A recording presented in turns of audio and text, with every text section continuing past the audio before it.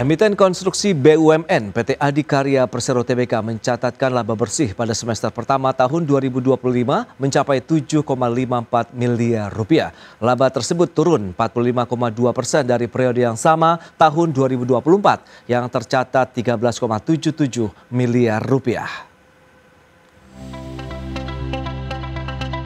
Emiten konstruksi BUMN PT Adikarya Persero Tbk yang berkode saham ADHI mencatat laba yang dapat diatribusikan kepada pemilik entitas induk pada semester pertama 2025 mencapai 7,54 miliar rupiah. Laba tersebut turun 45,2% dari periode yang sama tahun 2024 yang sebesar 13,77 miliar rupiah. Mengutip laporan keuangan di Keterbukaan Informasi Bursa Efek Indonesia, pendapatan usaha ADHI pada semester pertama 2025 turun 32,9% dari 5,68 triliun rupiah menjadi 3,81 triliun rupiah.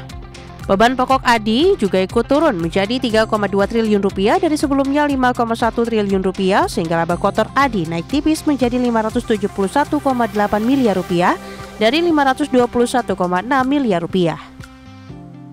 Sementara beban penjualan ADI naik menjadi 5,8 miliar rupiah dan beban umum dan administrasi juga naik menjadi 378,2 miliar rupiah. Sehingga jumlah beban usaha naik menjadi 384 miliar rupiah. Jumlah ekuitas tercatat sebesar 9,69 triliun rupiah, naik dari akhir 2024 senilai 9,67 triliun rupiah. Total liabilitas terkumpul sejumlah 24,68 triliun rupiah mengalami penurunan dari akhir tahun lalu 25,36 triliun rupiah.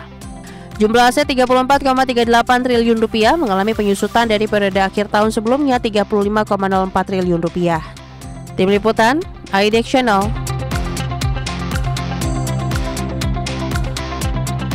Pemirsa, Bursa Efek Indonesia kembali menghentikan sementara perdagangan saham PT Chandra Daya Investasi Tbk. Emiten berkode saham CDIA ini disuspensi di pasar reguler dan pasar tunai usai mencatatkan auto reject atas atau ARA.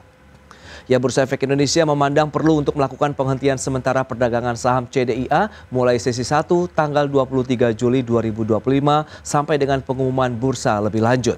Saham CDIA kembali ARA berjilid-jilid setelah sempat disuspensi pada 17 Juli 2025 lalu, di mana pada tanggal 18 hingga 22 Juli saham anak usaha TPIA ini naik dengan rata-rata harian 24,6%. Adapun CDIA sudah mencetak ARA sejak debut di bursa pada 9 Juli lalu.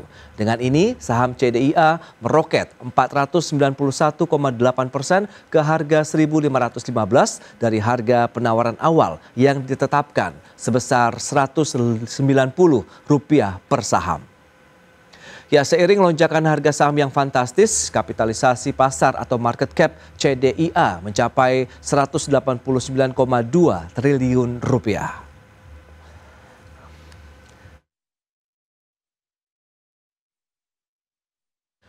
Ya, PT Wijaya Karya Bangunan Gedung Tbk merampungkan proyek pembangunan gedung pusat komando milik BMKG dengan nilai kontrak mencapai Rp252,7 miliar. Gedung yang terdiri dari 9 lantai dan 2 basement ini menjadi gedung data center pertama di Indonesia yang menggunakan sistem peredam gempa. Emiten konstruksi PT Wijaya Karya Bangunan Gedung Tbk merampungkan proyek pembangunan gedung pusat komando milik BMKG yang memiliki nilai kontrak Rp252,7 miliar. Proyek yang terletak di kompleks BMKG Pusat ini akan berfungsi sebagai kantor operasional sistem peringatan dini bencana nasional. Direktur Operasi 1 Wijaya Karya Bangunan Gedung Bagus Tri Setiana mengatakan, gedung yang terdiri dari 9 lantai dan 2 basement dengan luas total mencapai 8.679,88 meter persegi ini turut dirancang dengan penerapan base isolator type friction pendulum, menjadikannya sebagai gedung data center pertama di Indonesia yang menggunakan sistem peredam gempa. Infonya itu bisa menahan megatrust yang ada di Lempeng, di daerah Bandung sana ya. Sampai sini mungkin masih di 8 skala Richter ke atas. 8,8. Nah, 8,8 sampai sini. Ini gedung ini masih kokoh berdiri dengan adanya base isolator tadi dari perhitungan para ahli struktur tadi. PLT Kepala BMKG Dwi Korita Karnawati menyebut, Proyek ini merupakan bagian dari Indonesia Disaster Resilient Initiative Project yang didanai Bank Dunia. Tak hanya di Jakarta, fasilitas cadangan juga dibangun di Bali untuk memastikan kontinuitas layanan jika pusat utama terdampak. Pusat komando untuk memberikan multi hazard early warning, peringatan dini multi bahaya yang terkait dengan bahaya geohidrometeorologi. Dirancang dengan struktur tahan gempa yang mengandalkan teknologi friction pendulum based isolator untuk meredam guncangan. Nantinya seluruh sistem tetap bisa berjalan tanpa gangguan ketika gempa terjadi. Adapun penggunaan teknologi based isolator type friction pendulum tersebar di 23 titik gedung dan mampu menahan guncangan gempa dengan periode ulang hingga 2.500 tahun. Dari Jakarta, Ade Firmansyah, IDX Channel.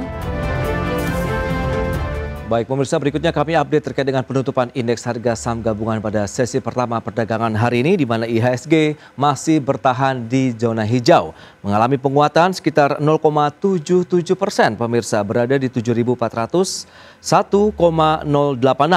Sementara kalau kita lihat level tertinggi dari pergerakan IHSG tadi sempat menyentuh 7.430,62, sementara level terendahnya di 7.354,99. Saham-saham yang mengalami penguatan ada sebanyak 335 saham, kemudian saham yang mengalami pelemahan 238 saham, sementara saham yang tidak bergerak atau stagnan 222 saham. Baik, selanjutnya kita akan update terkait dengan pergerakan saham-saham yang menjadi penggerak indeks harga saham gabungan atau saham-saham yang masuk dalam pergerakan top gainers. Ini dia. Saham-saham top gainer kita ada ADMR yang mendorong ataupun menjadi penopang penguatan indeks harga saham gabungan, kemudian WIRG, kemudian Astra International dan juga Adaro. Itu dia saham-saham yang masuk dalam deretan top gainers. Selanjutnya saham-saham yang sempat menekan indeks harga saham gabungan ada WIFI, kemudian BRPT, PTRO dan juga Toba. Selanjutnya kita akan cermati pergerakan sektoral. Ini dia sektor-sektor yang juga menjadi penggerak indeks harga saham gabungan. Sektor yang mengalami penguatan ada sektor teknologi dengan penguatan sekitar 3,43%. Kemudian industri mengalami penguatan 1,77%. Kemudian ada konsumsi non primer mengalami penguatan 0,9%. Adapun sektor kesehatan mengalami tekanan atau minus 0,29%.